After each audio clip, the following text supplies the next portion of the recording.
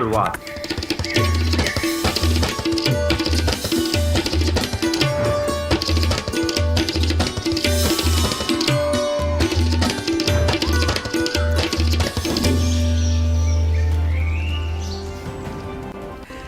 नमस्कार, एक नई सुबह की शुरुआत के साथ हम हाजिर हैं नया सवेरा का एक नया संस्करण लेकर आपके समक्ष। और अगले 1 घंटे में आप जानेंगे देश और दुनिया से जुड़ी तमाम बड़ी खबरें। मैं हूं आंचल गुलाटी गुम्बा, मेरे साथ है मेरी सहयोगी गौरव श्रीवास्तव। शुक्रिया आंचल और सुप्रभात सभी को। आपको बता दें कि तमाम बड़ी और महत्वपूर्ण खबरों पर हमारी नजर होगी। अगले 1 घंटे तक उन खबरों से हम आपको रूबरू कराएंगे। और ऐसे में आपको बता दें कि प्रधानमंत्री नरेंद्र मोदी, क्योंकि वो जापान के दौरे पर हैं और ऐसे में जापान के दौरे पर शिंजो आबे के वो वहाँ पर जो अंतिम संस्कार है उसमें वो शामिल होंगे। और काफ़ी महत्वपूर्ण ये दौरा है, क्योंकि अगर हम देखें तो कहीं ना कहीं एक व्यक्तिगत तौर पर काफ़ी अच्छे संबंध रहे हैं दोनों देशों के, और प्रधानमंत्री नरेंद्र मोदी के और पूर्व प्रधानमंत्री शिंजो आबे के भी। तो ऐसे में ये दौरा बहुत महत्वपूर्ण हो जाता है। क्या उससे जुड़ी अपडेट जो होगी वो लगातार तस्वीरें हम आपके साथ साझा करते रहेंगे, लेकिन शुरुआत करते हैं आपको बता दें नया सवेरा की इस वक्त की हेडलाइंस के साथ।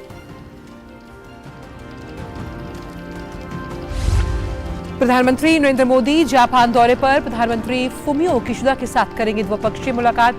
बुडकॉन में जापान के पूर्व प्रधानमंत्री शिंजो आबे के राजकीय अंतिम संस्कार में होंगे शामिल।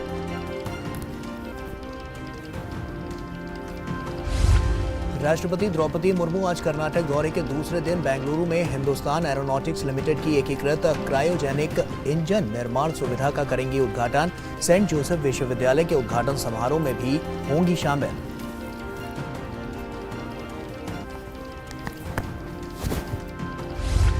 केंद्रीय गृह मंत्री अमित शाह गुजरात दौरे के दूसरे दिन KRIC कॉलेज द्वारा निर्माणाधीन 750 बेड के आधुनिक अस्पताल का करेंगे शिलान्यास। अमित शाह GTU के नए भवन का भी करेंगे शिलान्यास।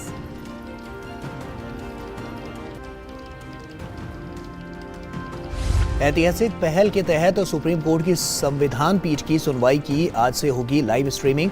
शीर्ष अदालत की 3 संविधान पीठें 3 अहम मसलों पर करेंगी सुनवाई।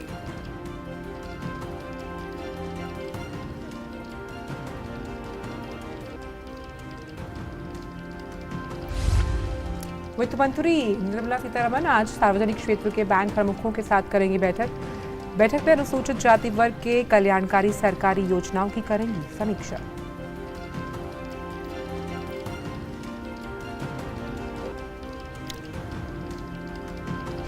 अमेरिकी खुफिया एजेंसियों की जासूसी के राज खोलने वाले एडवर्ड स्नोडेन को मिली रूसी नागरिकता। रूस के राष्ट्रपति पुतिन के आदेश पर उन्होंने किया हस्ताक्षर। वहीं अमेरिका ने कहा स्नोडेन की नागरिकता के बदलाव के बारे में कोई जानकारी नहीं।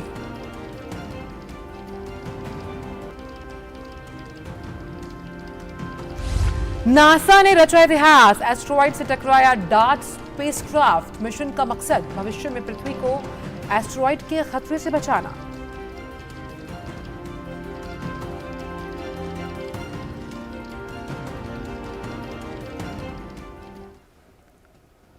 तो आइए जान लेते हैं इन सभी खबरों को विस्तार के साथ। गौरव क्यों? बिल्कुल, और सबसे पहले बात करते हैं प्रधानमंत्री नरेंद्र मोदी के दौरे को लेकर। प्रधानमंत्री नरेंद्र मोदी आज बुडकोन में जापान के पूर्व प्रधानमंत्री शिंजो आबे के अंतिम संस्कार में शामिल होंगे। अपनी यात्रा के दौरान प्रधानमंत्री मोदी जापान के प्रधानमंत्री फुमियो किशिदा से भी मुलाकात करेंगे और द्विपक्षीय वार्ता भी होगी। जापान के पूर्व प्रधानमंत्री शिंजो आबे की 8 जुलाई को नारा शहर में एक चुनावी सभा के दौरान भाषण देते समय गोली मारकर हत्या कर दी गई थी। प्रधानमंत्री मोदी जापान के पूर्व प्रधानमंत्री शिंजो आबे के राजकीय अंतिम संस्कार में शामिल होने के लिए टोक्यो पहुंच गए हैं। प्रधानमंत्री बुडोकन में राजकीय अंतिम संस्कार समारोह में शामिल होंगे। प्रधानमंत्री मोदी ने रवाना होने से पहले एक बयान में कहा कि कार्यक्रम में प्रधानमंत्री मोदी और अमेरिकी उपराष्ट्रपति कमला हैरिस समेत 20 से अधिक राष्ट्राध्यक्षों और शासनाध्यक्षों सहित 100 से अधिक देशों के प्रतिनिधियों के राजकीय अंतिम संस्कार में मौजूद होने की उम्मीद है। प्रधानमंत्री नरेंद्र मोदी इस यात्रा के दौरान श्रीमती आबे से मिलेंगे और निजी तौर पर शोक प्रकट करेंगे। गौरतलब है कि जापान के सबसे अधिक समय तक प्रधानमंत्री रहे शिंजो आबे की 8 जुलाई को देश के पश्चिमी इलाके में चुनावी कार्यक्रम के दौरान एक हमलावर ने गोली मारकर हत्या कर दी थी। This visit by Prime Minister Modi will be an opportunity for him to honor the memory of former Prime Minister Abe, who he considered a dear friend and a great champion of India-Japan relationship. इस यात्रा के दौरान प्रधानमंत्री मोदी अपने जापानी समकक्ष Fumio Kishida के साथ मुलाकात और द्विपक्षीय बैठक करेंगे। विदेश सचिव ने बताया कि बैठक में दोनों पक्ष द्विपक्षीय संबंधों और इनकी प्रगति के बारे में चर्चा एवं समीक्षा करेंगे। संक्षिप्त द्विपक्षीय बैठक में दोनों पक्षों से संबंधित लोग मौजूद रहेंगे। The discussions will take account and will take a very quick overview and assessment of the overall relationship, its current status, its trajectory, its progress, and the measures that they both need to take to progress it further, as also use this occasion of their meeting between the two Prime Minister to reaffirm their continuing commitment and the strong efforts that the stakeholders on both sides continue to make to promote and progress this relationship further. Japan के पूर्व प्रधानमंत्री के साथ PM Modi का व्यक्तिगत जुड़ाव था। Shinzo Abe के साथ प्रधानमंत्री मोदी के करीबी संबंधों का अंदाजा इस बात से लगाया जा सकता है कि उनके निधन पर पीएम मोदी ने शोक प्रकट करते हुए उन्हें प्रिय मित्र बताया था और कहा था कि जापान के पूर्व प्रधानमंत्री ने दुनिया को बेहतर स्थान बनाने के लिए अपना जीवन समर्पित कर दिया। साथ ही भारत ने भी एक दिन के राष्ट्रीय शोक की घोषणा की थी। वहीं दोनों देशों के बीच संबंधों को प्रगाढ़ बनाने के लिए साल 2021 में उन्हें पद्म विभूषण से भी सम्मानित किया गया था। Prime Minister Abe's famous quote-unquote confluence of two C's speech in the Indian Parliament in 2007 laid the ground for the emergence of Indo-Pacific region as a contemporary political, strategic and economic reality. Prime Minister Abe's contribution to India-Japan relations was recognized by the conferment upon him of the prestigious Padma Vibhushana in 2021. Bharat Japan के बीच रणनीतिक साझेदारी है और ये वर्ष Bharat Japan राजनयिक संबंधों की 70वीं वर्षगांठ के रूप में भी मनाया जा रहा है। ऐसे में प्रधानमंत्री मोदी और जापान के मौजूदा प्रधानमंत्री फुमियो किशिदा के बीच होने वाली द्विपक्षीय मुलाकात में दोनों नेताओं को अपने विशेष सामरिक गठजोड़ को और प्रगाढ़ बनाने को लेकर बातचीत करने का अवसर मिलेगा। जापान के प्रधानमंत्री किशिदा ने इस वर्ष मार्च में भारत की यात्रा की थी और प्रधानमंत्री मोदी मई में क्वाड की बैठक में हिस्सा लेने टोक्यो गए थे। एक खुले और मुक्त भारत प्रशांत क्षेत्र के लिए एक दृष्टिकोण को बढ़ावा देने में जापान की भूमिका काफी अहम है। टोक्यो से रवि धीमान के साथ ब्यूरो रिपोर्ट, डीडी न्यूज। और हमारे साथ टोक्यो से ही जुड़ रहे हैं हमारे संवाददाता अरुण शर्मा। अरुण, सुप्रभात आपको। पहला सवाल मेरा यही है कि द्वितीय जो विश्व युद्ध था उसके बाद पहली बार ऐसा हो रहा है कि शिंजो आबे जैसे व्यक्तित्व वाले व्यक्ति को इस तरह से राजकीय अंतिम संस्कार उनका किया जा रहा है और वहां पर आम जनता के बीच वो बेहद लोकप्रिय थे क्योंकि वो उनके जन प्रतिनिधि थे। बिल्कुल, देखिए प्राइम मिनिस्टर नरेंद्र मोदी यहाँ मौजूद हैं और जाहिर सी बात है कि लगभग 20 से भी ज्यादा जो हेड ऑफ द स्टेट्स है, हेड ऑफ द गवर्नमेंट्स हैं और अन्य देशों के जो जो टॉप लीडरशिप है वो यहाँ पर मौजूद है। और शिंजो आबे जैसी पर्सनैलिटी उन्होंने हर देश के साथ में एक तरह से ये इंश्योर किया कि कैसे द्विपक्षीय संबंधों को यहाँ से नई ऊंचाइयों तक लेकर के जाया जा सके। अगर हम भारत की ही बात करें आंचल, तो जब प्राइम मिनिस्टर नरेंद्र मोदी गुजरात के चीफ मिनिस्टर थे उस समय पर मुझे आज भी याद है कि जब उन्होंने वाइब्रेंट गुजरात नाम के समिट की शुरुआत की थी, ऐसे में जापान वो पहला देश बना था क्योंकि जब वाइब्रेंट गुजरात नया शुरू हुआ था, इन्वेस्टमेंट की दरकार थी गुजरात को, भूकंप के बाद गुजरात उभर रहा था। ऐसे जापान प्राइमरी वो पहला one of the few countries था जो पार्टनर कंट्री के तौर पर गुजरात के वाइब्रेंट समिट में आया था। साथ ही साथ इतना ही नहीं, मैसिव इन्वेस्टमेंट उस समय पर वाइब्रेंट गुजरात के जो फर्स्ट एडिशन हुआ था वहां पर जापानी साइड से निकल करके आए थे। और जब प्राइम मिनिस्टर नरेंद्र मोदी जब गुजरात के चीफ मिनिस्टर थे तब से जब उनका संपर्क हुआ था शिंजो आबे के साथ में, तो वो मित्रता जो थी वो कहीं ना कहीं एक तरह से भारत और जापान के संबंधों को यहाँ तक अब लेकर के आई है। अब जब प्राइम मिनिस्टर नरेंद्र मोदी 2014 के बाद जब लीडरशिप सत्ता संभाली भारत की, उसके बाद में आप देखेंगे कि उन्होंने साफ तौर पर इस बात का भी जिक्र किया कि ये जो 21st सेंचुरी है वो एशिया को बिलोंग करती है और अगर एशिया को बिलोंग करती है तो भारत और जापान वो एक तरह से दो व्हील्स होंगे जो लीडरशिप रोल अदा करेंगे एशिया को आगे लेकर के जाने की दिशा के अंदर। तो केवल इतना ही नहीं, प्राइम मिनिस्टर नरेंद्र मोदी और शिंजो आबे प्राइमली बहुत अच्छी केमिस्ट्री शेयर करते थे। तो एक बात तो हम कह सकते हैं कि भारत और जापान के रिश्तों को आगे ले जाने में, विकास की राह पर आगे ले जाने के अंदर जो शिंजो आबे ने जो नींव रखी, तो जाहिर सी बात है इससे भारत और जापान के रिश्ते तो आगे बढ़ते हुए दिखाई देंगे, प्रगाढ़ होते दिखाई देंगे। लेकिन अफसोस की बात यह रहेगी कि इस विकास की यात्रा के अंदर, इस इंक्लूसिव डेवलपमेंट के अंदर शिंजो आबे की कमी जरूर खलेगी। और यही वजह है कि प्राइम मिनिस्टर नरेंद्र मोदी खुद आज इन्होंने जो स्टेट फ्यूनरल जो उन्हें दिया जा रहा है शिंजो आबे को, उनको वहां पर एक तरह से श्रद्धांजलि देने के लिए प्राइम मिनिस्टर नरेंद्र मोदी यहाँ पर मौजूद हैं जापान के अंदर। बिल्कुल अरुण, प्रधानमंत्री नरेंद्र मोदी की हमने राजनीतिक यात्रा कई बार देखी है। ऐसे में अगर इस यात्रा को हम लेकर बात करें तो कहीं ना कहीं एक आपसी जुड़ाव उनका रहा है शिंजो आबे के साथ, हमेशा से देखने को मिला, जैसा कि आपने अभी जिक्र भी किया।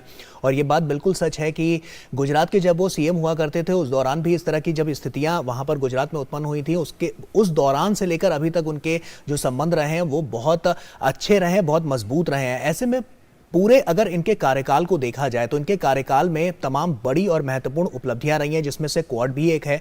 और क्वाड को लेकर भारत की जो रणनीतिक साझेदारी रही है वो कहीं ना कहीं बहुत महत्वपूर्ण हो जाती है इस पूरे व्यक्तिगत संबंध को देखते हुए। बिल्कुल गौरव, देखिए जो लीडरशिप स्टाइल था दोनों का, आप शिंजो आबे की बात कर रहे हैं, प्राइम मिनिस्टर नरेंद्र मोदी के, तो कई सारे पैरेलल्स आज की तारीख में दुनिया भर के कई सारे एक्सपर्ट्स उसमें ड्रॉ करने की कोशिश करते हैं। एक तरफ जब शिंजो आबे ने जब जापान की कमान संभाली थी, तब जाहिर सी बात है कि इकोनॉमी बहुत डावाडोल थी, तो ऐसे में उन्होंने कई सारे रिफॉर्म्स को अंजाम दिया। और इसी वजह से हम लोग एबेनॉमिक्स, एक जो टर्म कॉइन हुआ था जो जापान में काफी आज भी मशहूर है, आज के अखबारों में भी कई जगह एबेनॉमिक्स नाम से कई एक तरह से आर्टिकल्स पब्लिश हुए हैं। तो वही प्राइम मिनिस्टर नरेंद्र मोदी का मोदीनॉमिक्स, ये एक तरह से एक टर्म कॉइन हुआ कि किस तरह से उन्होंने इकोनॉमिक रिफॉर्म्स किए पोस्ट 2014 और बहुत मैसिव रिफॉर्म्स को लेकर किया है, जिससे कि बहुत मैसिवली इन्वेस्टमेंट को आकर्षित किया जा सका।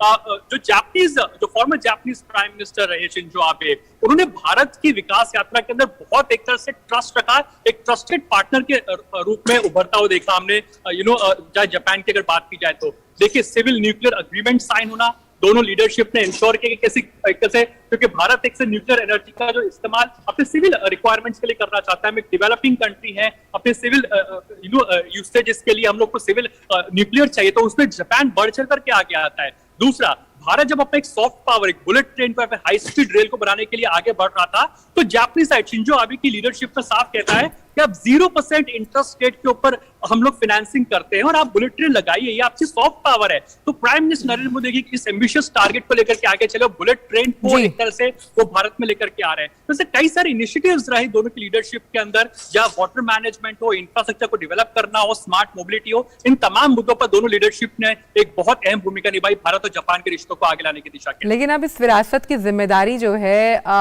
वो हम मान सकते हैं अरुण की फुमियो किशिदा पर है। और ये कई मंचों पर प्रधानमंत्री नरेंद्र मोदी कह चुके हैं कि इस लेगेसी को आगे बढ़ाने में अब फुमियो किशिदा बहुत अहम भूमिका निभाएंगे। भारत के साथ रिश्तों की एक नई इबारत लिखने की अगर मैं बात कहूं तो इनफैक्ट आजकल मैं आपको बता दूं कि इस समय हमारे पास जो खबर आ रही है वो ये है कि कुछ ही देर के अंदर प्राइम मिनिस्टर नरेंद्र मोदी और जो करंट जापानीज प्राइम मिनिस्टर है फुमियो किशिदा, उनके साथ में बायलैटरल मीटिंग एक तरह से शेड्यूल है।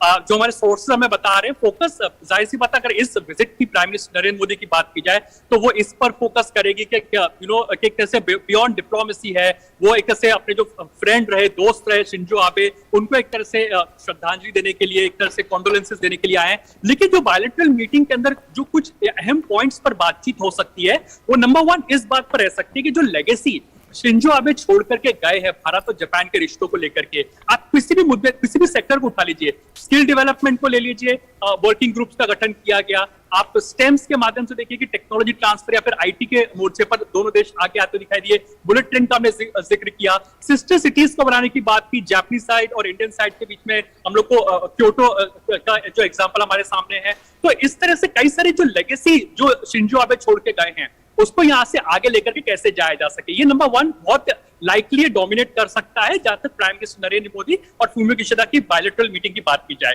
दूसरा प्रोमिनेंट पॉइंट ये रहता है कि जाहिर सी बात है, अभी गौरव ने भी क्वाड का जिक्र किया था, हालांकि क्वाड एक मल्टीलैटरल प्लेटफॉर्म है, लेकिन क्वाड के अंदर भी कई सारे महत्वपूर्ण पॉइंट्स निकले थे कि कैसे हम लोग पोस्ट कोविड पैंडेमिक टाइम के अंदर अब यहाँ से इकोनॉमिक रिकवरी पर फोकस करें, क्योंकि आज की तारीख में हर अर्थव्यवस्था के सामने एक बहुत प्रोमिनेंट चुनौती निकल करके आ रही है, वो है इन्फ्लेशन एंड रिसेशन। चाहे यूएस की बात कर लीजिए, चाहे यूरोपियन कंट्रीज की बात कर लीजिए, इनफैक्ट यूरोप में तो कई लोग मान चुके हैं कि रिसेशन अब शुरू हो चुका है, चाहे जापान की बात कर लीजिए। तो स्लो डाउन को लगाम कैसे लगाया जा सके, दोनों देश मिलकर के आपस में कैसे एक साथ आए और कैसे टेक्नोलॉजी ट्रांसफर करे, कैपेसिटी को एनहांस करे, कैपेसिटी बिल्डिंग करे, इंफ्रा डेवलपमेंट पर फोकस कर रहे, ताकि ग्रीन जॉब्स, ग्रीन ग्रोथ और साथ ही साथ जो शिंजो आबे की लेगेसी है एक इंक्लूसिव डेवलपमेंट को लेकर के, उसको कैसे आगे बढ़ाया जा सके, इन तमाम मुद्दों पर एक तरह से जो बायलैटरल मीटिंग है वो कहने के डोमिनेट करते दिखाई दे सकते हैं। लेकिन जाहिर सी बात है, ये जो विजिट है प्राइम मिनिस्टर मोदी की बियॉन्ड डिप्लोमेसी है, एक तरह से अपने दोस्त को श्रद्धांजलि देते हुए आपको दिखाई देंगे प्राइम मिनिस्टर नरेंद्र मोदी। बिल्कुल, और ये नजर भी आएगा। ऐसे में हिंद प्रशांत क्षेत्र को लेकर अगर बात की जाए, इसके अलावा जो रणनीतिक साझेदारी है,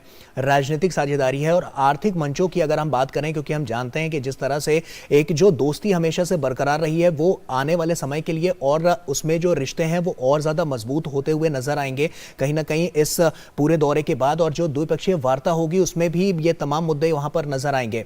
ऐसे में अगर हम टेक्निकलिटी की बात करें, अगर हम डेवलपमेंट की बात करें और इंफ्रास्ट्रक्चर को और ज्यादा डेवलप करने की बात करें, तो तमाम हमने देखा है कि अभी तक जापान के साथ तमाम साझेदारियां यहां पर नजर आई हैं। आने वाले समय के लिए इन साझेदारियों में क्या और ज्यादा मजबूती आती नजर आएगी? बिल्कुल, और देखिए दो इंपॉर्टेंट पिलर्स हैं, जब भारत और जापान की हम बात करते हैं, जिस पर बहुत निर्भर करता है, और प्राइम मिनिस्टर नरेंद्र मोदी और शिंजो आबे दोनों ने उन दो इंपॉर्टेंट पिलर्स पर बहुत फोकस किया था। एक भारत और जापान के बीच में कल्चरल कनेक्ट, जिसमें बुद्धिज्म एक बहुत इंपॉर्टेंट पिलर रहा था। हमने देखा कि मैसिवली फ्लाइट्स को इंक्रीज करना हो, सिस्टर सिटीज को डेवलप करना हो, बुद्धिज्म साइट्स को डेवलप करना हो, इस पर भारत और जापान कैसे आगे आ सके, इस बात पर फोकस रहा था।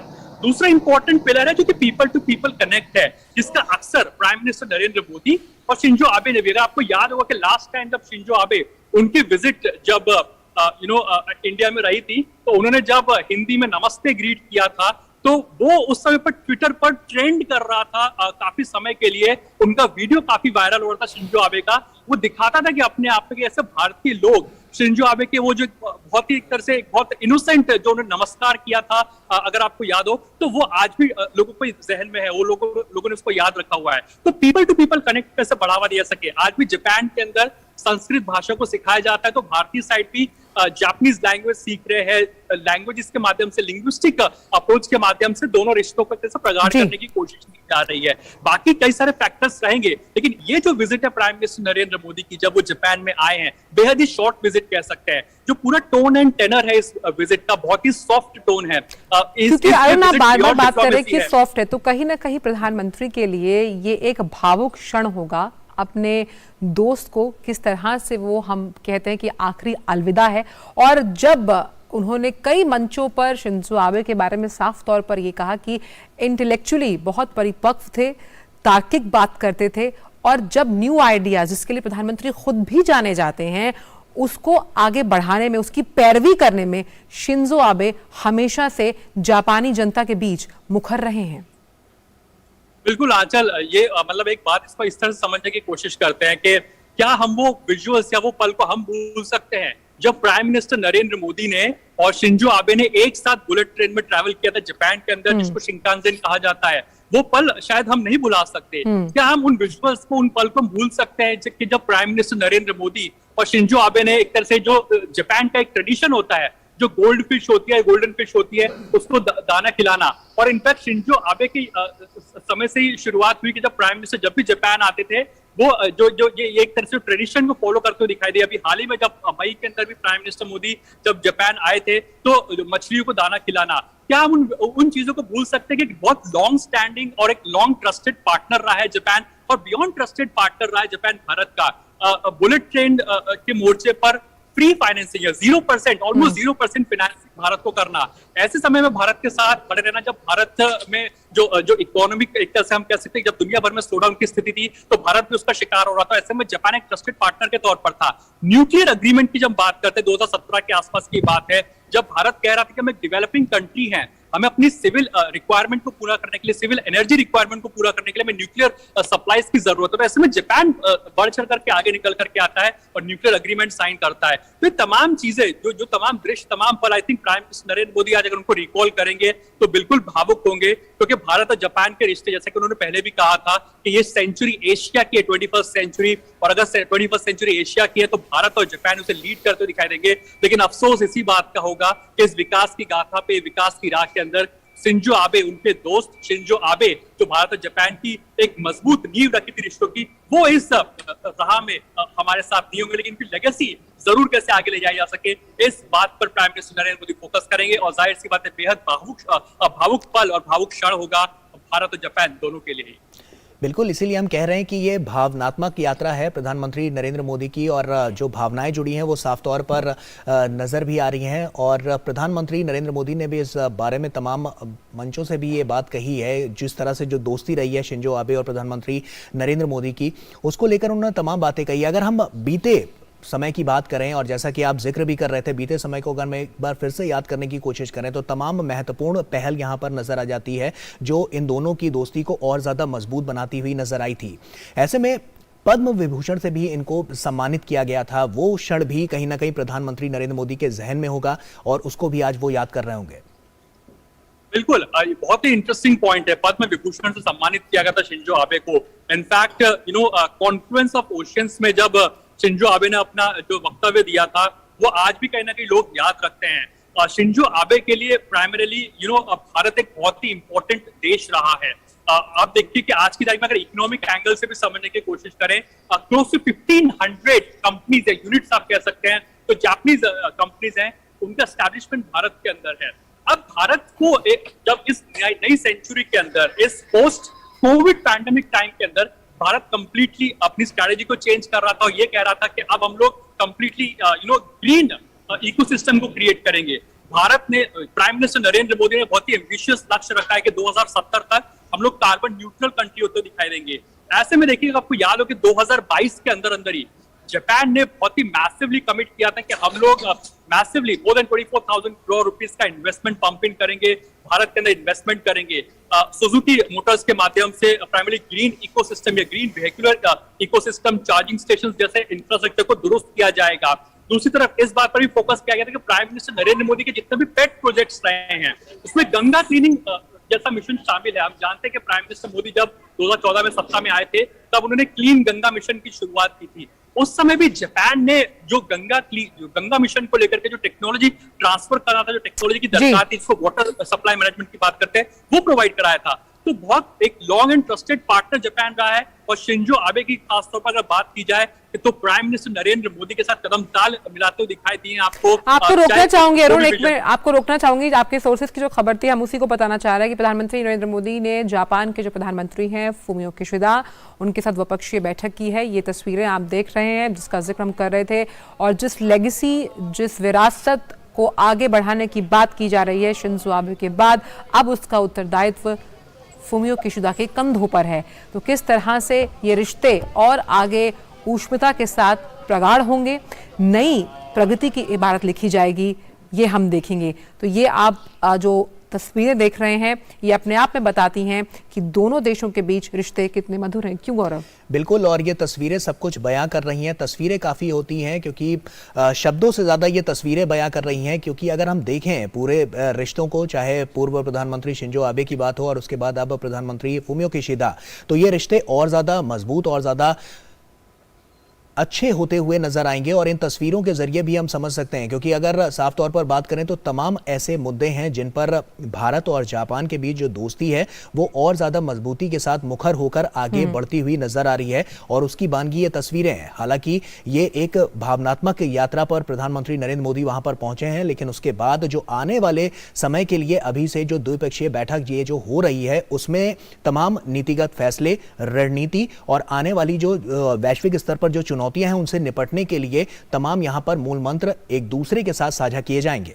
बिल्कुल, और सबसे अहम बात गौरव यहाँ पर ये है, क्योंकि हम कहते हैं ना कि किसी के जाने के बाद उसकी जो विरासत है वो आगे सौंपी जाती है। तो हम देख सकते हैं कि फुमियो किशिदा को, जो हमें ग्रोथ स्टोरी की बात करते हैं जिसमें भारत और जापान एक दूसरे के साथ कंधे से कंधा मिलाकर चल रहे हैं, चाहे हम हाई स्पीड ट्रेन की बात करते हैं, हम न्यू इंडिया की बात करते हैं, हम क्लीन एनर्जी की बात कर रहे हैं, हम इंफ्रास्ट्रक्चर को बढ़ाने की बात कर रहे हैं, हम सोलर अलायंस की बात कर रहे हैं, हम क्वाड की बात कर रहे हैं। ये तमाम वो क्षेत्र हैं जहां पर शिंजो आबे ने भारत का समर्थन किया और भारत ने समर्थन किया जापान का। अब ऐसे में फुमियो किशिदा किस तरह से इसे आगे लेकर जाते हैं, पूरे विश्व की नजर इस पर होगी। और जहां तक जापान और भारत के रिश्ते हैं वो हमेशा से ही मैत्रीपूर्ण रहे हैं, चाहे हम पीपल टू पीपल कांटेक्ट की बात करें, हम बात करते हैं राजनीतिक लेवल पर, कूटनीतिक लेवल पर। और सबसे अहम बात यहाँ पर यह है कि कैसे जिस कॉन्सेप्ट को कॉइन किया गया था क्वाड को, उसके बाद भारत और ज्यादा कितना क्लोज आया जापान के, हम लगातार उस पर बात करें। तो अरुण, जिस तरह से अब द्विपक्षीय बैठक हुई है,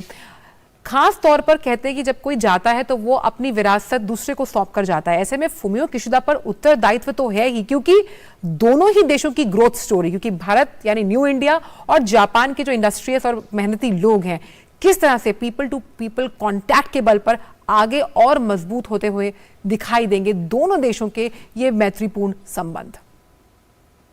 बिल्कुल आंचल, देखिए आज के अगर दिन की बात करें तो जो तमाम न्यूज़पेपर है, अखबार है, उसमें केवल जो एक हेडलाइन यहाँ टॉप कर रही है और डोमिनेट कर रही है वो कि जो स्टेट फ्यूनरल जो कि शिंजो आबे को दिया जा रहा है। एक बात कही जाती है कि being legend is a myth, even a common man has its own legacy.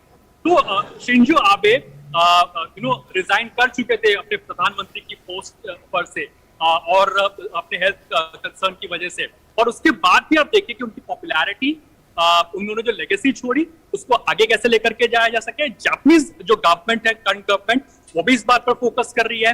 Abenomics नाम की जो टर्मिनोलॉजी है वो आज भी कई सारे अखबारों के अंदर प्रोमिनेंटली छपी है कि कैसे एबेनॉमिक्स को यहां से आगे लेकर के जाया जा सके। तो अगर आप जापानीज साइड का व्यू समझने की कोशिश करें तो जापानीज साइड भी अपने आप को कैसे इंट्रोस्पेक्ट कर रहा है और ये सोच रहा है कि पोस्ट कोविड पैंडेमिक टाइम के अंदर, क्योंकि Shinzo Abe although prime minister post पर नहीं थे, लेकिन हाँ एक मार्गदर्शक तो थे ही, एक गाइडिंग प्रिंसिपल तो था ही उनका, एक ऐसा गाइडिंग फोर्स तो थे जापानीज गवर्नमेंट के लिए। लेकिन अब प्राइमरी जब वो नहीं है तो कैसे अब उनकी लेगेसी को आगे लेकर के जाया जा सके, इस बात पर फोकस। जैसा कि मैंने पहले भी आपको कहा कि आज की जो विजिट की हम बात करें, बहुत ही शॉर्ट विजिट है प्राइम मिनिस्टर मोदी की। आप दो पार्ट में डिवाइड करके देख सकते हैं। एक जो जिसके अभी हमने थोड़ी देर पहले विजुअल्स देखे और अभी भी हम अपनी स्क्रीन पर देख रहे हैं कि जो प्राइम मिनिस्टर नरेंद्र मोदी जो फुमियो किशिदा के साथ अपनी बायलैटरल मीटिंग्स कर रहे हैं, ये आप सॉफ्ट डिप्लोमेसी के तौर पर देख सकते हैं। एक बहुत ही सॉफ्ट डिप्लोमेटिक एंगल है, बायलैटरल मीटिंग है।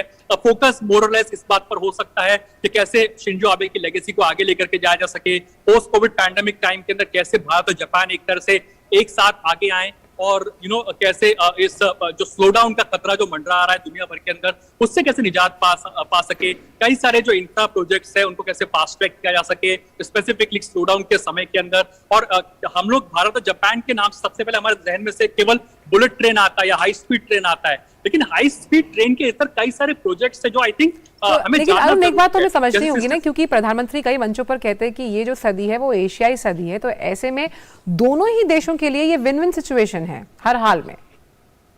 बिल्कुल विन विन सिचुएशन है। अब भारत को जैसे प्राइम मिनिस्टर नरेंद्र मोदी कहते हैं कि हमारी एस्पिरेशंस हैं, भारत के पास एक बहुत बड़ा डेमोग्राफिक डिविडेंड है और एक डेमोक्रेसी है प्राइमरीली, तो जापानीज साइड के पास टेक्नोलॉजी की एक महारत है। जापानीज साइड टेक्नोलॉजी के अंदर एक तरह से महारत ही माना जाता है। तो अगर भारत के बड़े मार्केट के अंदर जापानीज टेक्नोलॉजी आती है तो आप समझ सकते हैं कि ग्रीन टेक्नोलॉजी के लिहाज से भारत को कितना फायदा होता है। और जो नींव रख करके गए हैं शिंजो आबे अपने बहुत लंबे कार्यकाल के अंदर, जिसमें उन्होंने लगभग आप देखेंगे जो मैं लगातार जो तमाम जो गवर्नमेंट वेबसाइट्स को स्कैन कर रहा था, मोर देन 100 आप कह सकते हैं उसके ना जो सेक्टर्स थे, जो वर्किंग ग्रुप्स बनाए गए हैं, जिसमें कि हाइड्रोजन आता है, जिसमें कि ग्रीन एनर्जी आता है, जिसमें कि स्किल डेवलपमेंट आता है, जिसमें से आईटी आता है, रोबोटिक्स आता है, ऑटोमेशन आता है, गंगा क्लीनिंग आता है, वाटर मैनेजमेंट आता है। आप नाम लीजिए और उन तमाम सेक्टर्स के ऊपर एक तरह से काम किया गया, वर्किंग ग्रुप्स बनाए गए हैं जिस पर लगातार काम चल रहा है, जिसमें जाहिर सी बात है आजकल जैसा आपने कहा कि people to people connect, culture connect, Buddhism, इस पर भी बहुत खासी तरजीह दी गई है, क्योंकि जब तक दो देशों के लोग आपस में नजदीक नहीं आ सकते उन बायलैटरल रिश्तों का कोई मतलब नहीं है। और यही हमने देखा कि प्राइम मिनिस्टर मोदी और शिंजो आबे का सबसे पहला फोकस ये था कि कैसे दोनों देशों के जो लोग तो नजदीक आ सके। एक तरफ हम देखते हैं कि शिंजो आबे बनारस के घाट पे जाते हैं और गंगा आरती में पार्टिसिपेट करते हैं, हमारे कल्चर के साथ में प्राइमरी देखते हैं, वो हमारे कल्चर के पहरावे में आपको दिखाई देते हैं, और तो वो दिखाते हैं कैसे वो हमारे लोगों के साथ कनेक्ट करते हैं। तो वही जब प्राइम मिनिस्टर नरेंद्र मोदी जब भी जापान आते हैं, टोक्यो में अभी जब लास्ट टाइम 2022 में जब वो आए थे, तो जो यहाँ पे जो पुराना ट्रेडिशन चलता है कि गोल्ड फिश को आप दाने खिलाते हैं, ये बहुत ही पायस चीज मानी जाती है, एक तरह से बहुत इसको पायस तरीके से देखा जाता है। तो प्राइम मिनिस्टर नरेंद्र मोदी कहने कि अपने आप को उन थॉट्स के साथ अलाइन करते हुए दिखाई दिए। एबेनॉमिक्स और मोदीनॉमिक्स, इस बात को मैं बार बार बिल्कुल, क्योंकि आज भी जापानीज मीडिया के अंदर इस बात का जिक्र हो रहा है एबेनॉमिक्स का। तो कई सारे पैरेलल्स थे दोनों देशों के जो लीडर, जो टॉप लीडरशिप रही थी प्राइम मिनिस्टर मोदी और एबे-सान, तो इनका मकसद बिल्कुल साफ था कि भारत और जापान कैसे एक ग्लोबल गुड के पर फोकस कर सके। और लास्ट में जब वो क्वाड मीटिंग के लिए जब प्राइम मिनिस्टर मोदी जब जापान में थे, तो उस समय भी उन्होंने कहा था, एक बहुत इंपॉर्टेंट वक्तव्य कहा था कि हमें पार्टनरशिप्स को एस्टैब्लिश करना है ग्लोबल गुड के लिए, यानी कि सबका भला हो, वसुधैव कुटुंबकम की भावना रहे। तो इसमें जापान एक बहुत इंपॉर्टेंट ट्रस्टेड पार्टनर था। भारत ने जितने इनिशिएटिव किए, जापान वो प्रोमिनेंट कंट्रीज रही थी जिसमें वो एक मेंबर बनता है। जब इंटरनेशनल सोलर अलायंस की बात कर लीजिए, जापानीज साइड वो तो one of the few countries जो कि इंटरनेशनल सोलर अलायंस। मैं आपको चाहती हूँ जापानी प्रधानमंत्री के इस वक्त हम जो कुछ वक्तव्य हैं वो सुनना चाहते हैं कि उन्होंने क्या कहा। आपको रोकना चाहूंगी, आपके पास वापस आऊंगी, सुनते हैं जापानी प्रधानमंत्री ने क्या कुछ कहा है। स्वर्गीय आबे शिंजो के राजकीय शोक सभा के लिए आने पर धन्यवाद। इसके अलावा पूरे भारत में एक दिवसीय राष्ट्रीय शोक रखे जाने पर भी धन्यवाद। प्रधानमंत्री मोदी, आपने पूर्व प्रधानमंत्री आबे के साथ जापान भारत संबंध को नए स्तर तक पहुंचाया। ऐसे राजनयिक प्रवृत्तियों को और आगे बढ़ाते हुए मुक्त एवं खुले हिंद प्रशांत को साकार करने के लिए मैं आपके साथ निकट सहयोग करता रहूँगा। तो कहीं ना कहीं जापानी प्रधानमंत्री ने साफ तौर पर शुक्रिया अदा किया प्रधानमंत्री नरेंद्र मोदी का कि वो इस अंतिम संस्कार की यात्रा में शामिल होने के लिए आए। और जिस तरह से लगातार गौरव भी कह रहे थे और अरुण ने भी कहा कि ये एक भावनात्मक यात्रा है, एक बहुत भावुक पल है, क्योंकि दोनों की जो शख्सियत थी अपने आप में बहुत ऊंची, लेकिन कहीं ना कहीं एक बहुत अहम दोस्ताना रिश्ता था। किस तरह से प्रधानमंत्री भी अपने आप को हमेशा जन प्रधान सेवक कहते हैं, और इसी तरह की ही शख्सियत जो थी वो शिंजो आबे की थी।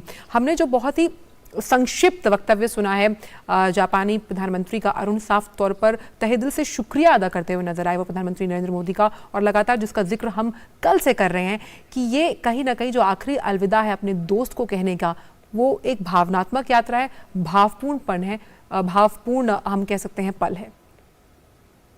आजकल जापानीज में लोगों के लिए कहा जाता है, Japanese speak less but they have more meaning to whatever they say. कम बोलते हैं लेकिन बहुत मीनिंग होता है और अपनी हॉस्पिटैलिटी के लिए जाने जाते हैं। बिल्कुल। तो जैसा कि जापानीज प्राइम मिनिस्टर ने कहा कि वो शुक्रिया अदा करते हैं, जिससे कि भारत में भी जो एक तरह से एक दिन का राष्ट्रीय शोक घोषित किया गया था, और कैसे प्राइमरीली, जैसा कि हमने अभी थोड़ी देर पहले ही अपने दर्शकों को बताया था कि कैसे शिंजो आबे की लेगेसी को आगे लेकर के जाया जा सके, उस बात पर फोकस। आज का दिन जाहिर सी बात है बहुत ही इमोशनल मोमेंट है जापानीज साइड के लिए, जापान के लिए, जापान वासियों के लिए, तो प्राइम मिनिस्टर नरेंद्र मोदी के लिए भी और भारत के लिए भी, बिकॉज भारत के लिए बहुत लॉन्ग एंड ट्रस्टेड पार्टनर रहा है जापान। और दूसरी इंपॉर्टेंट बात, प्राइम मिनिस्टर नरेंद्र मोदी की over the period of time almost लगभग 1.5 डेकेड आप कह सकते हैं, उससे भी ज्यादा का समय था जब प्राइम मिनिस्टर नरेंद्र मोदी और शिंजो आबे एक दूसरे को जानते थे। तो आप मान के चले कि लगभग 2 दशक के आसपास अगर आप किसी को जानते हैं और अगर वो आपको अचानक से अलविदा कह देता है, तो एक पर्सनल लॉस भी आप कह सकते हैं। प्राइम मिनिस्टर नरेंद्र मोदी इसको फील कर रहे होंगे। Although Shinzo Abe as a prime minister वो रिजाइन कर चुके थे because of the health concern. मगर से एक इंपॉर्टेंट पॉइंट ये था कि जब 2022 के अंदर, अभी हाल ही में जब मई में prime minister Narendra Modi last time जब जापान आए थे, तब क्वाड मीटिंग के दौरान भी उन्होंने इस बात को इंश्योर किया था, जो करंट प्राइम मिनिस्टर से मिले थे प्राइम मिनिस्टर मोदी, लेकिन इसके साथ साथ तो वो शिंजो आबे के साथ भी मिलते हैं, जो फॉर्मर प्राइम मिनिस्टर्स रह चुके जापान के, उनके साथ भी मुलाकात करते हैं। तो जो जापानीज साइड जिसकी हम बात कर रहे हैं, और आपने भी जिसका जिक्र किया कि हॉस्पिटैलिटी के लिए जाने जाते हैं, तो जाहिर सी बात है कि एक बार दोस्ती जब हो गई है तो निभानी तो पड़ती है, और उसको निभाने के लिए ही उनकी लेगेसी को कैसे अब आगे लाया जा सके, इस बात पर आई थिंक दो बॉडी लैंग्वेज बिल्कुल साफ दिखाई दे रही थी इस समय पर प्राइम मिनिस्टर मोदी और फूमियो किशिदा जो कि जापानीज प्राइम मिनिस्टर है, कि कैसे अब आगे लेकर के जाया जा सके। आज जो आप सॉफ्ट डिप्लोमेसी कह सकते हैं आज की तारीख में इसको, कि प्राइम मिनिस्टर मोदी और जो जो जो फूमियो किशिदा जी की जो इस समय पर बायलैटरल मीटिंग चल रही है, लेकिन अपने दर्शकों को इस समय पर बता दें कि लगभग जापानीज समय के अनुसार लगभग 2 बजे के आसपास, 2 से 2:30 बजे के बीच में जो स्टेट फ्यूनरल है, जो farmer Japanese prime minister Shinzo Abe, उनको स्टेट फ्यूनरल दिया जाएगा। यहाँ पर सिक्योरिटी चाक चौबंद है, और जाहिर सी बात है कि 20 से भी ज्यादा जो head of the state, head of the government से अलग अलग देश के, वो यहाँ पर आए हुए हैं। ज्यादातर जो छोटे जो देश रहे हैं जिनकी जापानीज साइड के साथ, शिंजो आबे के साथ में, जिनकी लीडरशिप के साथ में अच्छी केमिस्ट्री रही है, वो लोग भी यहाँ पर शुमार होने के लिए आए हुए हैं। और एक अंतिम जो पार्ट रहेगा शाम के आसपास, जहाँ पे अकिया आबे जो कि शिंजो आबे की जो वाइफ है, उनके साथ भी मुलाकात होगी प्राइम मिनिस्टर नरेंद्र मोदी की। तो एक तरह से कह सकते हैं कि बियॉन्ड डिप्लोमेसी एक तरह से इस विजिट को देखा जा सकता है, जहां पर प्राइम मिनिस्टर नरेंद्र मोदी अपने पुराने दोस्त के साथ उनको श्रद्धांजलि प्राइमरी देने के लिए आए हैं, जहां तक जापान के दौरे की बात की जाए। बिल्कुल, और इसको देखते हुए अगर हम बात करें, क्योंकि बहुत सारे यहाँ पर तमाम देशों के जो लोग हैं, जो राष्ट्राध्यक्ष हैं, वो भी यहाँ पर इसमें नजर आएंगे। ऐसे में क्या शेड्यूल अभी पूरा रखा गया है? जैसा कि आप बता रहे हैं कि जापान के टाइमिंग के हिसाब से 2 बजे के आसपास का ये अंतिम संस्कार का जो पूरा राजकीय सम्मान के साथ उनको अंतिम संस्कार दिया जाएगा, उसको लेकर 2 बजे का वो समय निर्धारित किया गया है। लेकिन उसके अलावा अगर हम देखें तो प्रधानमंत्री का पूरा शेड्यूल क्या रहने वाला है आज के दिन का? देखिए, विदेश मंत्रालय ने जिस तरह से अपनी प्रेस कॉन्फ्रेंस में बताया था साफ तौर पर कि उनके जो विजिट के 3 बिग टेकअवेज आप कह सकते हैं, उनको अगर देखने की या फिर समझने की कोशिश करें। पहला, जो हमने अपने दर्शकों को अभी हाल ही में बताया कि प्राइम मिनिस्टर नरेंद्र मोदी की एक तरह से बायलैटरल मीटिंग है, जो current prime minister of Japan है फूमियो किशिदा, उनके साथ में हुई है। आप लगभग मान के चल सकते हैं कि बहुत ज्यादा ड्यूरेशन नहीं रहेगा इस बायलैटरल मीटिंग का, क्योंकि हम जानते हैं कि sidelines of the condolence meeting या फिर जो एक स्टेट फ्यूनरल दिया जा रहा है शिंजो आबे को, उसके साइडलाइंस पर हो रही है। तो जाहिर सी बात है कि बहुत शॉर्ट इसका ड्यूरेशन रह सकता है जब तक बायलैटरल मीटिंग का। लेकिन जो मैं सूत्र बता रहे कि मोर और लेस फोकस इस बात पर कि शिंजो आबे की लेगेसी को कैसे आगे लेकर के आया जा सके, एबेनॉमिक्स और मोदीनॉमिक्स कैसे कंट्रीब्यूट कर सकते हैं, और जाहिर सी बात है कि कैसे primarily post Covid pandemic time के अंदर भारत और जापान कैसे और प्रगाढ़ता के साथ में आगे बढ़ सके, और इस जो स्लोडाउन का खतरा मंडरा रहा है दुनिया भर के अंदर, उसको कैसे लगाम लगाया जा सके, उस बात पर फोकस। दूसरा परमानेंट पॉइंट जो कि लगभग 2 बजे के आसपास जापानीज टाइम के हिसाब से देखा जाए तो स्टेट फ्यूनरल दिया जाएगा जो farmer Japanese prime minister Shinzo Abe हैं। एक चीज और आपसे जानना चाहूंगी अरुण, जिस दिन गोली लगी थी शिंजो आबे को, उसके कुछ ही घंटों बाद हमने देखा था कि फूमियो किशिदा प्रेस के सामने आए और उन्होंने बहुत ही भावपूर्ण और नम आंखों से साफ तौर पर आकर कहा था कि बहुत बड़ी क्षति है जापान की जनता के लिए। और इसी तरह का हमने जो मैसेज था वो प्रधानमंत्री नरेंद्र मोदी से भी ट्विटर पर देखा। आज जो चमक हम फूमियो किशिदा की आंखों में देख रहे हैं वो कहीं ना कहीं इस बात की तरफ इशारा करती है और इस बात की तस्दीक करती है कि जिस अधूरे सपने को शिंजो आबे छोड़ कर गए थे उसे पूरा करने के लिए आज फूमियो किशिदा हैं, और कैसे वो आगे इसको लेकर जाएंगे। 1 मिनट रुकना चाहूंगी। प्रधानमंत्री नरेंद्र मोदी ने जो वक्तव्य दिए हैं इस द्विपक्षीय वार्ता के बाद, अरुण पहले वो सुन लेते हैं, फिर इस सवाल का जवाब आपसे लूंगी मैं। एक्सेलेंसी, ये दुख की घड़ी में आज हम मिल रहे हैं, और जापान आने के बाद मैं अपने आप को ज़्यादा शोकातुर अनुभव कर रहा हूँ, क्योंकि पिछली बार जब मैं आया तब आबे शान से बहुत लंबी बातें हुई थी, और कभी सोचा ही नहीं था कि जाने के बाद ऐसी खबर सुनने के नौबत आएगी। आबे सान और उनके साथ आपने विदेश मंत्री के रूप में भी भारत और जापान के संबंधों को नई ऊंचाई पर भी ले गए और बहुत क्षेत्रों में उसका विस्तार भी किया, और हमारी दोस्ती ने एक वैश्विक प्रभाव पैदा करने में भी बहुत बड़ी भूमिका निभाई, भारत और जापान की दोस्ती ने। और इन सब के लिए आज भारत की जनता आबे शान को बहुत याद करती है, जापान को बहुत याद करती है। भारत एक प्रकार से आबे शान को मिस कर रही है, लेकिन मुझे विश्वास है कि आपके नेतृत्व में भारत जापान संबंध और अधिक गहरे होंगे और अधिक ऊंचाइयों को पार करेंगे और हम विश्व में समस्याओं के समाधान में एक उचित भूमिका निभाने के लिए समर्थ बनेंगे, ऐसा मेरा पूरा विश्वास है।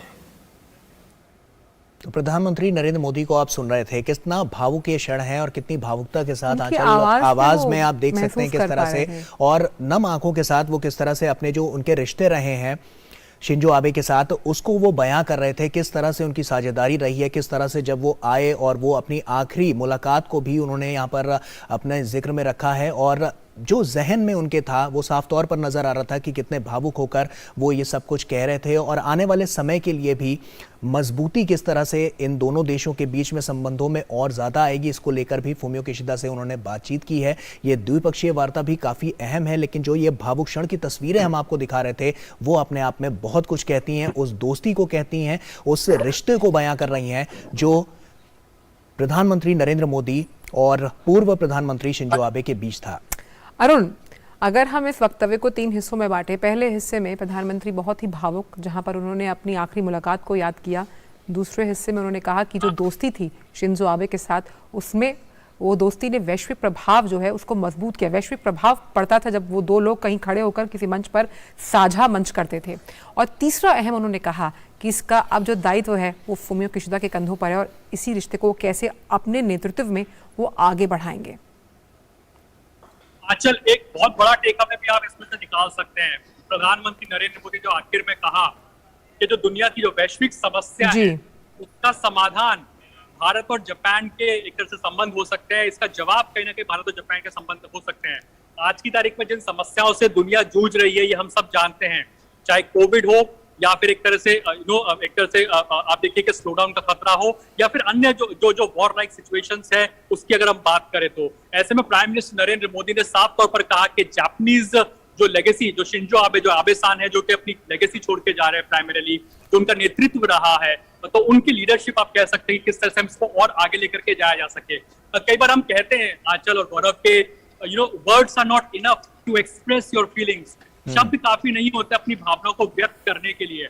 प्राइम मिनिस्टर नरेंद्र मोदी की अगर आप आवाज देखें तो थोड़ी नम थी, तो जाहिर सी बात है क्योंकि एक बहुत लंबा रिश्ता रहा। चाहे आप इस बात को याद करें कि जब शिंजो आबे बनारस के घाट पर आते हैं, गंगा आरती करते हैं, या फिर वो गुजरात में आते हैं, मिसेस आकिया आबे के साथ में शिंजो आबे वहाँ के स्कूल्स में जाते हैं, आकिया आबे खुद वहाँ पे जो बच्चे हैं उनके साथ में समय बिताती है, बच्चों के साथ टाइम स्पेंड करती है। गुजरात को क्या समझते हैं, वो मैसिव रोड शो जो शिंजो आबे और प्राइम मिनिस्टर नरेंद्र मोदी को एक तरह से ग्रैंड वेलकम गुजरात के अंदर मिलता है, वो मैसिव एक तरह से आप कह सकते हैं कि जो प्यार तो शिंजो आबे को भारतवासियों ने दिया एक तरह से, जब वो गुजरात के दौरे पर थे, भारत के दौरे पर थे, चाहे बनारस में आए हो चाहे गुजरात में आए हो। साथ ही साथ हम उन दृश्यों को कैसे भूल सकते हैं जब शिंजो आबे और प्राइम मिनिस्टर नरेंद्र मोदी, जब बुलेट ट्रेन का सपना भारत में एक तरह से जो एमओयू साइन करने की बात चल रही थी, उससे पहले जब प्राइम मिनिस्टर मोदी और शिंजो आबे शिंकानसेन नाम की जो हाई स्पीड ट्रेन है और उसमें साथ में सफर देखा जाए तो कहीं ना कहीं जो प्रधानमंत्री की आवाज थी उसमें ये, अगर हम उस भाव को पढ़ना चाहें, हम उस भाव को गढ़ना चाहें, और आप बेहतर बता सकते हैं कि कहीं ना कहीं जो एक वादा उन्होंने शिंजो आबे से किया था वो पूरे तरीके से ये उम्मीद लगाते हैं और इस पर विश्वास जताते हैं, इस बात को मानते हैं कि फुमियो किशिदा के नेतृत्व में ये पूरा होगा। क्योंकि हमने अगर उनके 3 हिस्सों में उनके वक्तव्यों को बांटा है तो जिस तरह से आप कह रहे हैं कि वैश्विक चुनौतियों से निपटने के लिए और उनके समाधान को खोजने के लिए जापान और भारत एक साथ आगे आएंगे। और यही बात उन्होंने 2022 में जब जो क्वाड समिट के लिए प्राइम मिनिस्टर मोदी आए थे तो उन्होंने ये कहा था कि ग्लोबल गुड के लिए अब काम करना है और ग्लोबल गुड के लिए हम कैसे कंट्रीब्यूट कर सके, इस बात पर फोकस रखने की जरूरत है। उसी चीज को, उसी वक्तव्य को आगे यहाँ पर बढ़ाते हुए और साफ तौर पर प्राइम मिनिस्टर नरेंद्र मोदी ने कहा कि एक तो एक तरह से सबसे पहले प्राइम मिनिस्टर नरेंद्र मोदी ने शिंजो आबे की लेगेसी को याद किया। जाहिर सी बात है किसी के लिए अरुण, हमारे पास समय कम है, हम जान रहे हैं, लेकिन लगातार आपसे तो आज पूरे दिन इस पर अपडेट्स देते रहेंगे। लेकिन फिलहाल आप इन तमाम जानकारियों को हमसे साझा करने के लिए, टोक्यो से जुड़ने के लिए बहुत बहुत शुक्रिया अरुण। समय बहुत कम है, वापस आएंगे आपके पास अलग बुलेटिन्स में। और एक छोटे से ब्रेक का यहाँ पर वक्त हो गया है, जल्द लौटते हैं। ब्रेक के बाद सभी का स्वागत है नया सवेरा में। और आइए खबरों में आगे बढ़ते हैं। राष्ट्रपति द्रौपदी मुर्मू कर्नाटक दौरे के दूसरे दिन आज बेंगलुरु स्थित हिंदुस्तान एरोनॉटिक्स लिमिटेड में क्रायोजेनिक इंजन उत्पादन इकाई का उद्घाटन करेंगी। इसके अलावा वे क्षेत्रीय विषाणु विज्ञान संस्थान की वर्चुअल रूप से आधारशिला भी रखेंगी। साथ ही राष्ट्रपति आज सेंट जोसेफ विश्वविद्यालय के उद्घाटन कार्यक्रम में शामिल होंगी। बेंगलुरु में राष्ट्रपति मुर्मू के सम्मान में कर्नाटक सरकार ने नागरिक अभिनंदन समारोह का आयोजन किया है। इस कार्यक्रम में भी वे आज शामिल होंगी।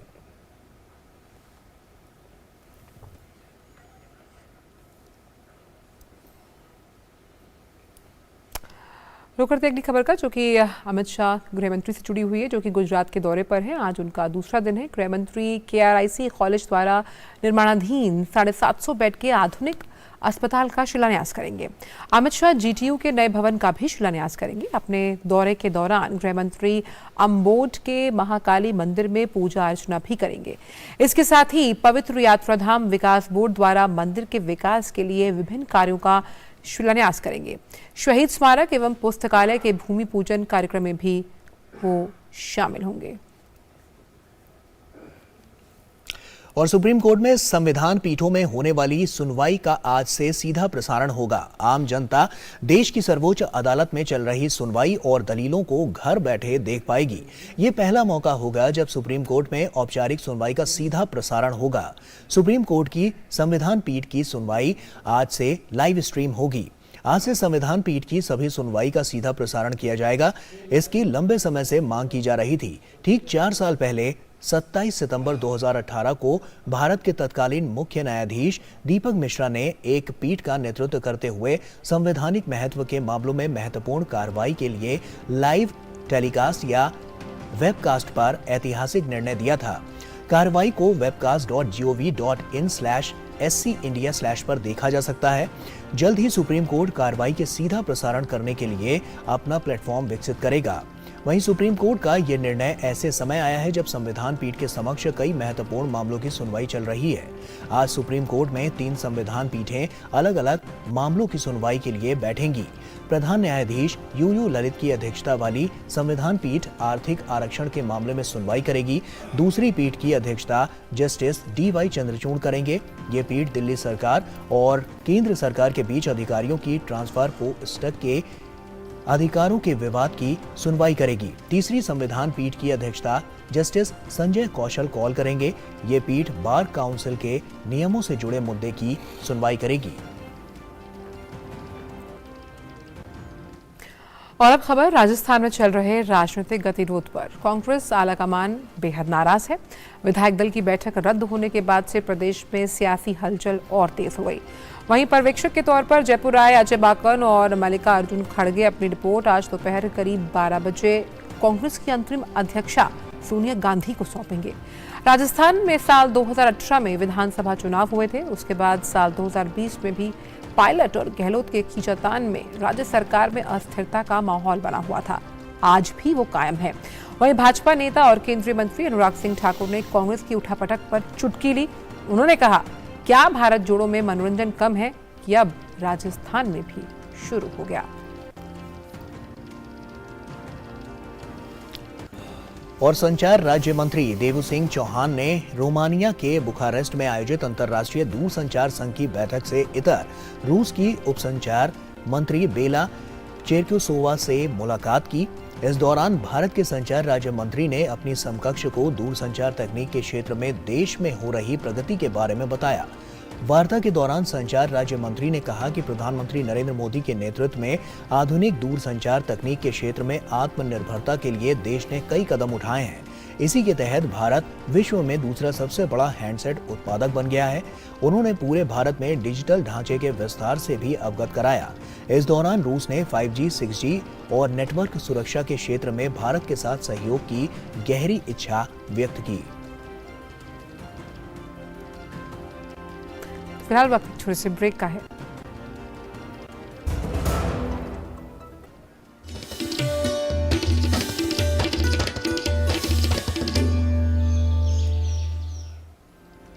तो इन खबरों में सबसे पहले बात नासा के इतिहास को लेकर। अमेरिकी अंतरिक्ष एजेंसी नासा ने आज सुबह सुबह इतिहास रच दिया। नासा का डार्क मिशन आज सुबह 4:45 पर सफलतापूर्वक पूरा हुआ। इस मिशन में पृथ्वी को एस्टेरॉइड के खतरे से बचाने के अभ्यास के तहत नासा का double asteroid redirection test spacecraft asteroid Dimorphos से टकराया और इसकी दिशा भी बदल गई। इस मिशन की सफलता के बाद अब पृथ्वी की तरफ आ रहे खतरनाक एस्टेरॉइड की दिशा को बदला जा पाएगा और भविष्य में ऐसे किसी भी खतरे से बच भी पाएंगे। और अब बात कारोबार की।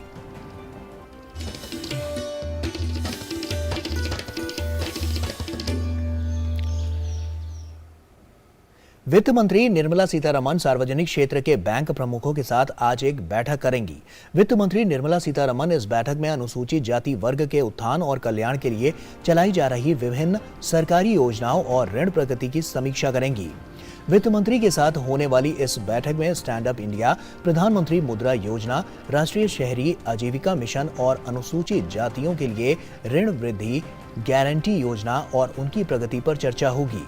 सीतारमण की अध्यक्षता में होने वाली इस बैठक में राष्ट्रीय अनुसूचित जाति आयोग के अध्यक्ष वित्त राज्य मंत्री पंकज चौधरी और डॉक्टर भागवत किसान राव कराड, राष्ट्रीय अनुसूचित जाति आयोग के अध्यक्ष, सार्वजनिक क्षेत्र के बैंकों, सिडबी और नाबार्ड जैसे वित्तीय संस्थानों के प्रमुख तथा वित्तीय सेवा सचिव तथा अन्य वरिष्ठ अधिकारी शामिल होंगे।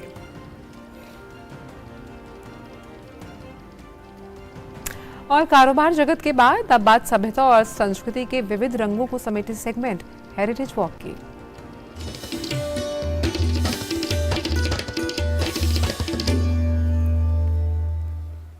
तो हेरिटेज वॉक के आज के सेगमेंट में हम आपको खूबसूरती और भव्यता के लिए गुजरात के विश्व प्रसिद्ध मोढेरा सूर्य मंदिर के दर्शन करवाएंगे।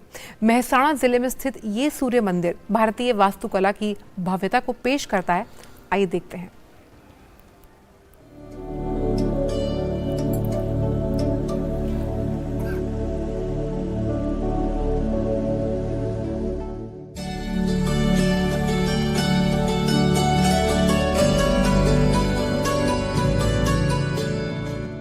सनातन धर्म की महानता, कला एवं संस्कृति को दर्शाते यूं तो देश में हजारों मंदिर हैं, लेकिन गुजरात का भव्य मोढेरा सूर्य मंदिर अपने आप में अनूठा है।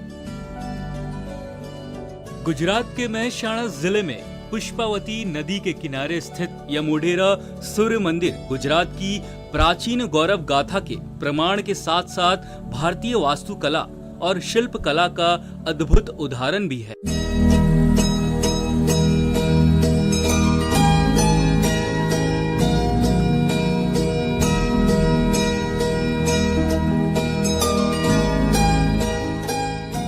वास्तुशिल्प का उत्कृष्ट उदाहरण प्रस्तुत करते हुए यह सूर्य मंदिर अपनी खूबसूरती और भव्यता के लिए विश्व प्रसिद्ध है। मान्यता के अनुसार इस मंदिर का निर्माण सूर्यवंशी सोलंकी राजा भीमदेव प्रथम ने 126 ईस्वी में करवाया था। यह मंदिर मोढेरा में एक सुंदर पहाड़ी पर स्थित है।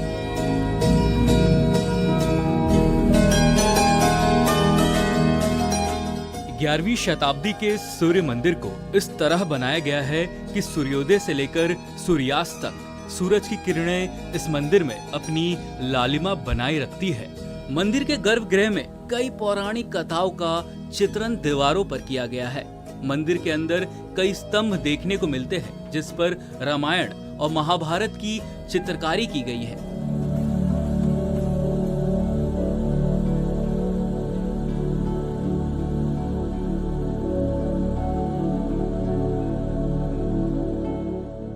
इस प्रसिद्ध मंदिर को गुजरात का खजुराहो भी कहा जाता है, क्योंकि मंदिर की शिलाओं पर खजुराहो जैसी नक्काशी भी मौजूद है।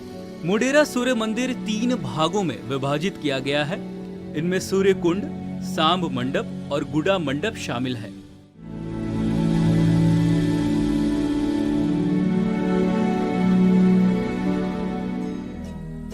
मंदिर का निर्माण इतना भव्य है कि इसे बनाते समय सूर्य की ब्रह्मांड में स्थिति और उस पर पड़ते विभिन्न प्रभावों को ध्यान में रखा गया है, जो मोढेरा सूर्य मंदिर को आश्चर्यजनक रूप से पर्यटकों के बीच आकर्षण का केंद्र बनाते हैं। Bureau report, DD news.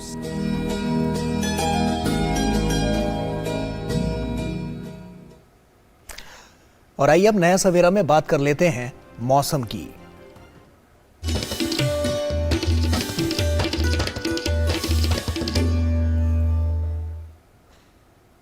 तो आइए रुक करते हैं तमाम उन राज्यों को और देखते हैं कि अधिकतम और न्यूनतम तापमान क्या है।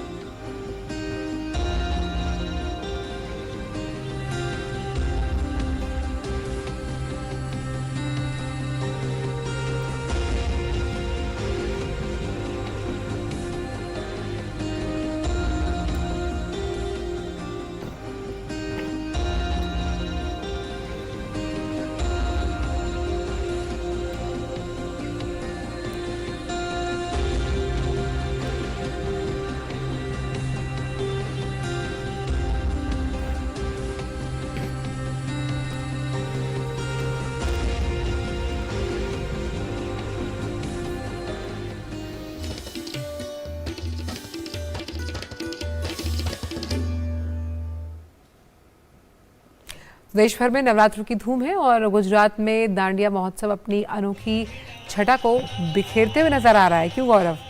बिल्कुल, और नया सवेरा के संग में आज इतना ही। और जाने से पहले आपको छोड़ जाते हैं गबरे के रंग में रंगे गुजरात की झलकियों के साथ। हमें दीजिए इजाजत और आप लीजिए इन झलकियों का मजा। कीजिए गरबे की तैयारी दांडिया के साथ। दीजिए इजाजत। नमस्कार। नमस्कार।